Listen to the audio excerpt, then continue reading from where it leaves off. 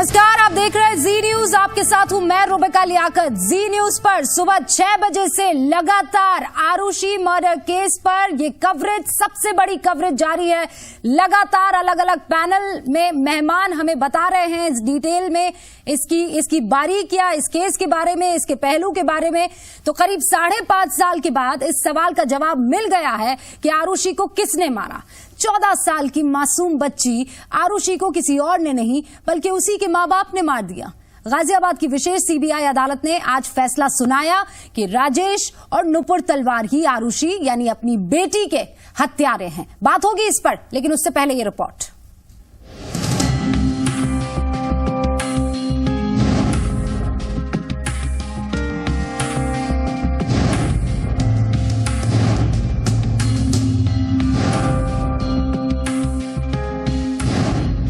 राजेश तलवार कातिल हैं,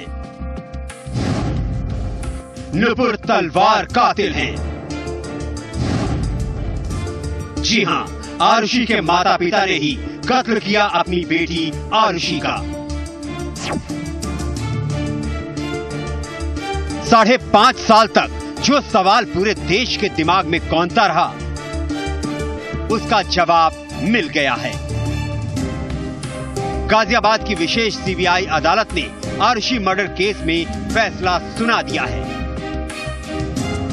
कोर्ट ने कहा है कि राजेश और नुपुर तलवार ने ही उस रात अपनी बेटी का कत्ल किया था। राजेश तलवार को सेक्शन 302, सेक्शन 34, सेक्शन 201, सेक्शन 34 और सेक्शन 203 आईपीसी। नुपुर तलवार की बात करें तो नुपुर तलवार को किन किन धाराओं में सजा सुनाई गई है? नुपुर तलवार को सेक्शन 302, 34, सेक्शन 201, 34। लेकिन तलवार दंपत्ति के वकील ने इस फैसले से निराशा जताई है। नेचुरली रिएक्शन अच्छा नहीं हो सकता।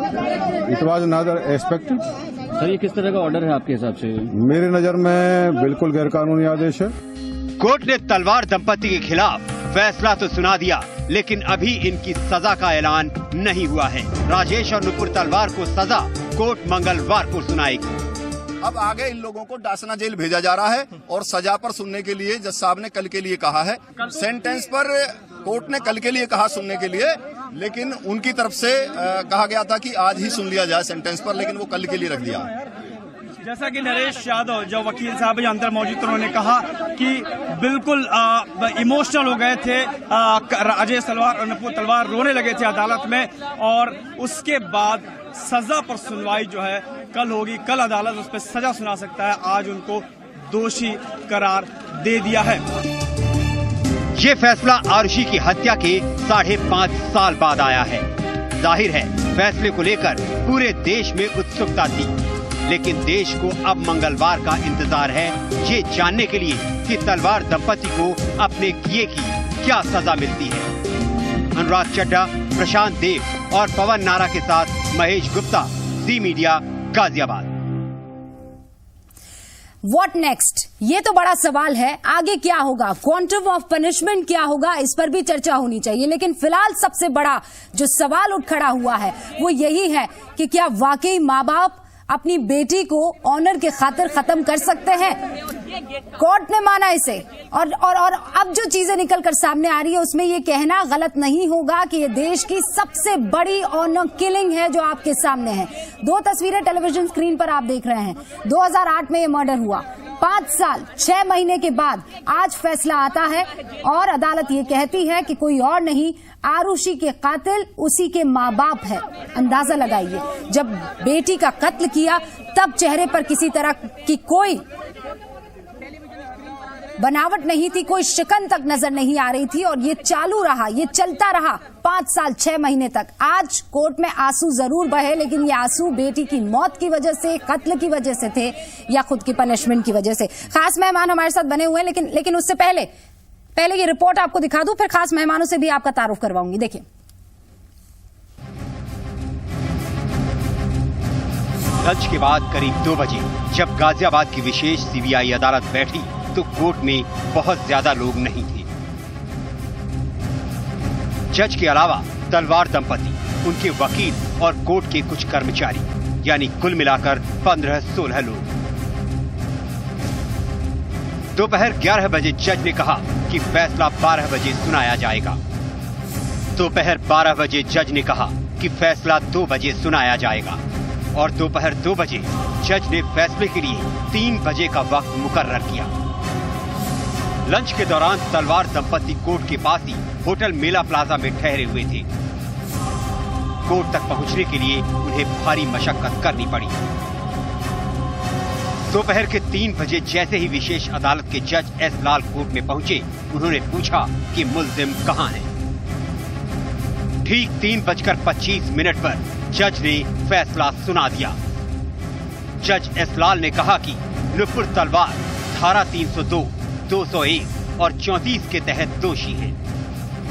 जज ने फैसला सुनाया कि राजेश तलवार भी धारा 302, 201, 34 के तहत दोषी है। राजेश तलवार को इसके अलावा धारा 203 के तहत भी दोषी करार दिया गया। जज का फैसला सुनते ही नुपुर तलवार और राजेश तलवार रोने लगे।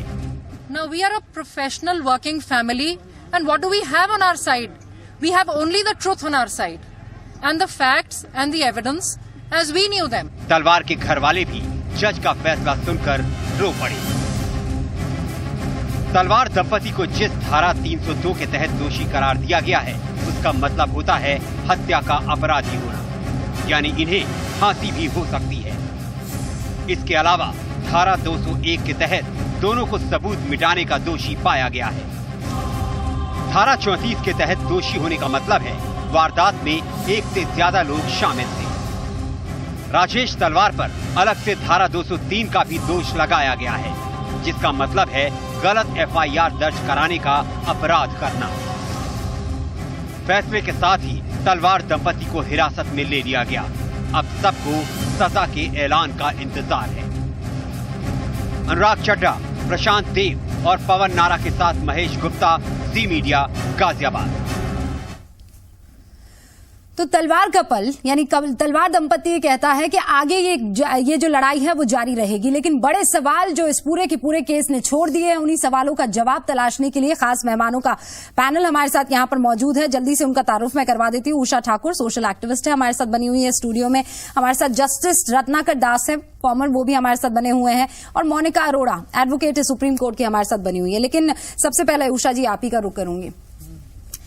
दबे ये बात समझ में आ रही थी कि कहीं ना कुछ दाल में काला जरूर है, लेकिन दाल इस कदर काली निकलेगी ये किसी ने नहीं सोचा था, ये किसी ने नहीं जाना था। देखिए, दाल पूरी ही काली थी। पूरे 21 सेक्टर नोएडा तमाम जनता को मालूम था, लेकिन ये लोग रसूख वाले लोग थे। इनकी बहुत क्योंकि देखिए उस समय मायावती की सरकार थी। मायावती ने इन लोगों के लिए प्रेस कॉन्फ्रेंस बुला लिया और पुलिस ने तो शुरू में थोड़ा बहुत न्याय किया ही, इनको सजा दी ही, लेकिन उसके बाद सारे मामले को रफा दफा करने में भी पुलिस का बहुत बड़ा हाथ था। बच्चू सिंह सबसे पहले और फिर उसके बाद बाकी अधिकारियों ने भी इसको मोड़ दिया नौकरों की तरफ, 3 नौकरों की तरफ, क्योंकि जो हमारी सोसाइटी है आज भी वो पत्थर युग में ही पलती है।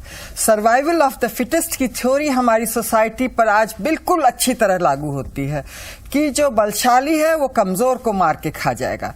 तो कमजोर पर करके दिशाहीन बना दिया, दिशा को पलट दिया और वो लोग निश्चिंत हो गए। और दूसरी बात मैं कहूंगी कि ये बहुत ही सोची समझी प्लान्ड मर्डर था, ये नहीं कि एट रैंडम मार दिया गया अचानक, क्योंकि प्लान्ड मर्डर में पहले से सोचा हुआ। ये लोग इतने फेडअप हो गए थे अपनी बेटी से कि मार के इन लोगों के चेहरे पर एक शिकन और कुछ नहीं था। लेकिन आज कोर्ट में क्यों इन लोगों ने रोना शुरू किया? आज इनकी भावनाएं कहां से? क्योंकि they were self loving people, they did not give time to their own child.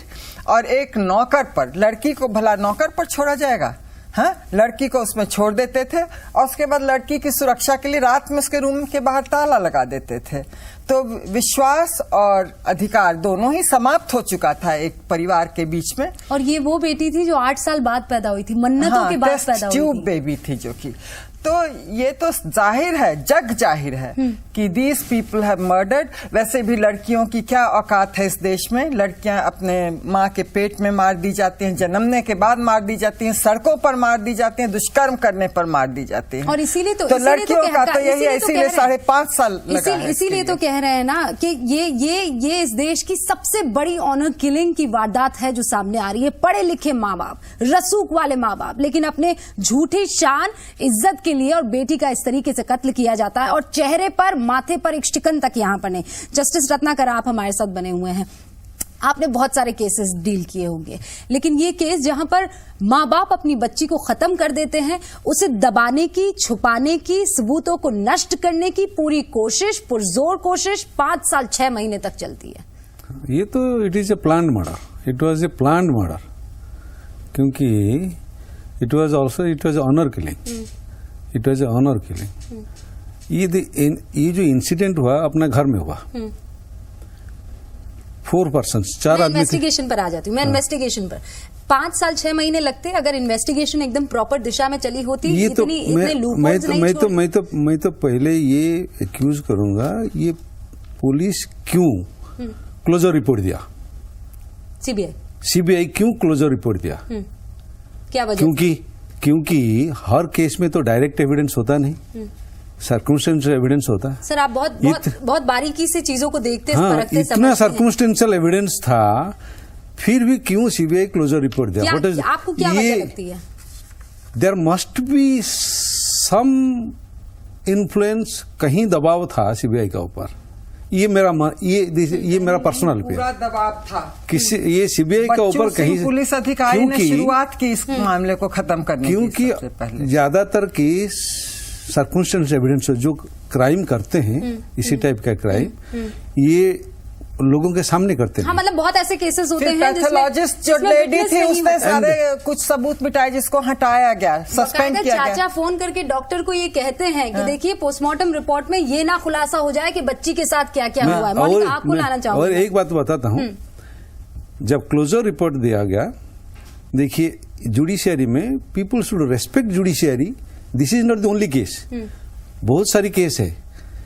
ये जो जुडिशियल ऑफिसर है, देखिए ये जुडिशियल ऑफिसर जो हमारा डिस्ट्रिक्ट जज रैंक का होता है, वो तो शुरू से तो प्रमोशन पा गया है ना, ये एक्सपीरियंस है। ये क्लोजर रिपोर्ट एक्सेप्ट किया नहीं, क्लोजर रिपोर्ट एक्सेप्ट किया नहीं, क्योंकि क्लोजर रिपोर्ट वो एक्सेप्ट करते उनको कोई कुछ बोलता नहीं। आप क्यों क्लोजर रिपोर्ट एक्सेप्ट किया? जुडिशियल ऑर्डर होता है। लेकिन द जज कंसर्न ये क्लोजर रिपोर्ट को पढ़ा, देखा इसमें सारी सबूत है, सर्कमस्टेंशियल एविडेंस है, सो ये क्लोजर रिपोर्ट एक्सेप्ट नहीं किया, देन ही टूक कॉग्निजेंस ऑफ द ऑफेंस। और अगर खुदा न खास्ता एक्सेप्ट कर ली जाती तो ये इस बात का खुलासा कभी हो नहीं पाता। आप जरा अंदाजा लगाइए, गाजियाबाद की सीबीआई कोर्ट के फैसले के बावजूद आरुषि के दोस्तों को भरोसा नहीं हो पा रहा है कि उसके कातिल कोई और नहीं, माँ बाप है। मैं बहुत डिसअपॉइंटेड हूँ कि उनको जस्टिस नहीं मिला, क्योंकि उनको जस्टिस नहीं मिलने से आरुषि को जस्टिस नहीं मिल रहा है, मेरा ये मानना है। क्या चाहती हैं आप अब इस वक्त में? आप क्या चाहती हैं कि उनको जस्टिस दिलाने के लिए? ये शिकार किस चीज़ के हो गए? क्या इस चीज़ के शिकार हो गए कि इसका प्रोब सही तरीके से नहीं कर पाई पुलिस, और एविडेंसेस को शुरुआती दौर में? मुझे लगता है कि शुरुआत में प्रोब और इन्वेस्टिगेशन सही नहीं गई, और फिर वो एक थ्योरी के विक्टिम्स बन गए, क्योंकि पुलिस और सीबीआई के स्टोरी कॉन्स्टेंटली चेंज करता गया, और फाइनली वो ये थ्योरी के विक्टिम्स बन गए हैं। और ये डे 1 से एक तो उनको अपनी बेटी का लॉस का ग्रीव करने का मौका ही नहीं मिला है, उनको ग्रीव करने का मौका ही नहीं मिला, ग्रीव किया ही नहीं। एग्जैक्टली हमारे साथ मोनिका को मैं लेना चाहूंगी पूरे इस डिस्कशन में। मोनिका, आपने बहुत सारे केसेस हैंडल किए हैं, करती भी होंगी, आगे भी करेंगी, लेकिन क्या इस तरीके का कोई केस आज तक आपने देखा है? रसूख फैमिली का पूरा, पढ़ी लिखी family, well to do family, बच्ची से मोहब्बत 8 साल बाद पैदा होती है, नाजों से पाला जाता है, लेकिन सिर्फ एक चूक और सब कुछ खत्म। देखिए, जब इन्वेस्टिगेशन शुरू हुई तो शुरू से ही ध्यान में आ रहा था कि जब 4 लोग घर के अंदर हैं, कोई फोर्स एंट्री नहीं हुई, कोई फोर्स एग्जिट नहीं हुई, ना आया कोई, ना घर से बाहर गया कोई। दो लोग मर गए और 2 लोग हैं। तो यूपी पुलिस ने शुरू से ही कहा कि ये तलवार दंपत्तियों का ही काम है, लेकिन उसके बाद मायावती जी ने सीबीआई को तबादले हो गए, सौंपी। सीबीआई की पहली टीम आई, उसने कहा कि नहीं उनका काम नहीं, किसी और का है। उसका दूसरी टीम आई, क्लोजर रिपोर्ट फाइल की गई जिसमें इनसफिशिएंट एविडेंस पाया गया, और फिर क्लोजर रिपोर्ट को ही चार्जशीट कंसिडर करके वहां जो जज साहब थे उन्होंने इसमें ट्रायल शुरू किया। शुरू से लगातार ध्यान आ रहा था कि आई विटनेसेस नहीं है, पर जो सर्कमस्टेंशियल एविडेंस है वो चीख चीख कर कह रहा था कि यही माँ बाप हैं जिन्होंने बच्ची को मारा है। किस तरह से सीन को ड्रेसअप किया गया, क्राइम सीन को किस तरह उसकी बॉडी के साथ टैंपरिंग की गई, मोनिका, और किस तरह से एक और छोटा सा ब्रेक लेना होगा, लेकिन एक लाइन में आप तीनों से एक लाइन में लूंगी। Justice delayed is justice denied, ये बात यहाँ पर बैठती है? बिल्कुल बिल्कुल। मैं कहूंगी कि justice hurried is justice buried also. So इसलिए जस्टिस होनी चाहिए। आप देखिए कितना विश्वास है हमें अपने जुडिशरी में। देर से आता है, दुरुस्त आता है। देर से आया लेकिन दुरुस्त आया। लेकिन एक बात और मैं कहूंगी कि जस्टिस, जैसा कि उस बच्ची ने कहा कि जस्टिस नहीं किया, मामले को इधर उधर किया गया, कुछ चंद लोग जो कह रहे हैं, तो मैं यही कहूंगी कि 5 साल तक सबने पूरा देखा, जांचा, बार बार देखा, बार बार जांचा, और इसी निर्णय पर पहुंचे कि यही लोग हैं। कुल मिलाकर सवाल जस का तस आज भी बना हुआ है, चाहे वो केस हो 16 दिसंबर का, चाहे वो केस हो आरुषि हेमराज मर्डर केस का। सब कुछ बदलने की बात हो जाएगी। मानसिकता, जहनियत कब बदलेगी? जब तक ये नहीं बदलेगी ऐसे केसेस लगातार सामने आते रहेंगे।